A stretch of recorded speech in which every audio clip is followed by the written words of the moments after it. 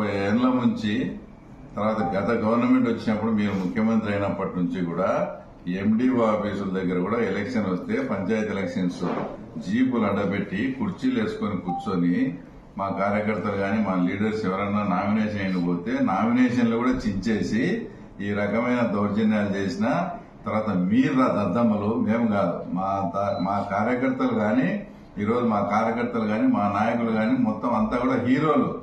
ఏ ఒక్కరు కూడా వైసీపీకి చెందినోడు ఎంఆర్ఓ ఆఫీస్ కాడికి పోయి మేము ట్యాక్స్ కట్టుకోవాలని గాని మేము నామినేషన్ వేయాలని గాని ఒక్కడు ఎవడన్నా వచ్చినాడా? మీరు దద్దమ్మలు మేము కాదు.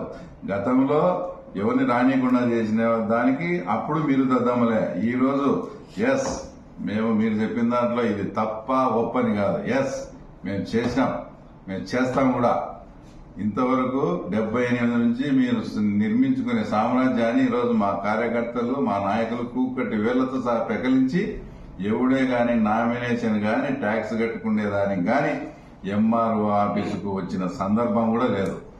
ఒక్కసారి ఇక్కడ ఇదంతా ఎవరు పోటీ చేసేదానికి కూడా ఎవరు కూడా రాలేదు కాబట్టి ఈ డొల్లతనం అంతా బయటపడతాదని చెప్పి రాష్ట్ర వ్యాప్తంగా కూడా బాయ్కాట్ చేసిన వాళ్ళు తర్వాత మీరు దద్దమ్మలు అవినాష్ రెడ్డి కావచ్చు జగన్మోహన్ రెడ్డి కావచ్చు మిమ్మల్ని మీ చేతగాంతనాన్ని పెట్టుకుని తర్వాత మమ్మల్ని తర్వాత ఈ రకంగా మాట్లాడడం అసలు ఇది కరెక్ట్ కాదు. తర్వాత కూడా మేమేమి ఇది చేయలేదు ఆ తర్వాత అది చేయలేదని కూడా మేమేం చెప్పడంలే. 100% మీరు గత 5 ఏళ్లలో ఏ రకంగా ప్రజాస్వామ్యాన్ని మీరు వచ్చి పరిరక్షించినారో అంతకు రెట్టింపుగా మేము కూడా ప్రజాస్వామ్యాన్ని మీరు చేసిన పద్ధతిలోనే మేము కూడా పరిరక్షిస్తాం. ఇది జస్ట్ ట్రయల్ మాత్రమే, ఇంకా ఇది సినిమా కాదు, ఇది జస్ట్ ట్రయల్ మాత్రమే. ఇది మేము ఈ రోజు కూడా ఛాలెంజ్ చేస్తున్నాం. మీకు దమ్ము ధైర్యం ఉంటే ఏ లోకల్ బాడీ ఎలక్షన్లలో అయినా కానీ ఇంకా వచ్చేటి అన్ని కూడా కనీసం మీరు పోటీ చేయండి చూస్తా.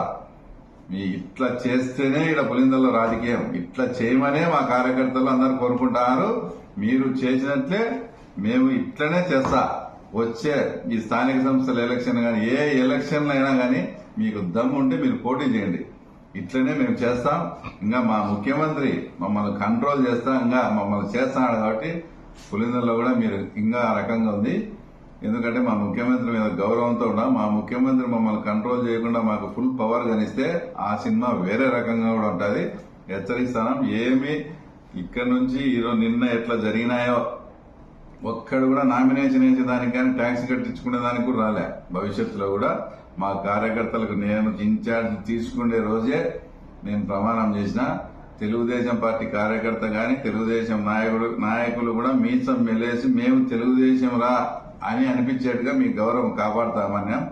ఈరోజు ఇంత జరిగినా కూడా ఏ ఒక్కరు కూడా గతంలో వాళ్ళు అట్లా చేసినారు తర్వాత వీళ్ళు ఇట్లా చేస్తున్నారులే అని మమ్మల్ని ఎవడే గాని అందరూ కూడా సమర్థించడంలే. అంటే మీ పరిపాలన తర్వాత మీది ఆ రకంగా ఉన్నది. ఎన్ని గతంలో 2005లో కూడా ఇదే మున్సిపాలిటీ ఎలక్షన్స్ లో మీరు దౌర్జన్యాలు చేసి ఆ రోజు ఇదే రకంగా బాయ్కాట్ చేసిన సందర్భం ఉంది.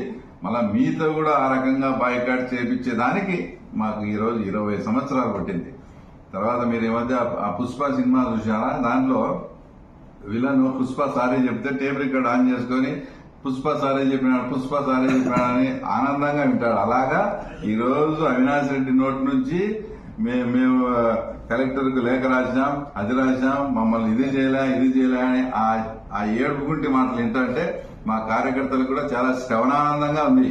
ఎందుకంటే అన్ని ఘోరాలు అన్ని పాపాలు వాళ్ళు చేసినారు. ఈ రోజు కూడా చెప్తాను, ఇది ట్రైలర్ మాత్రమే. అన్ని ఎలక్షన్స్ ఇట్లే ఉంటాయి.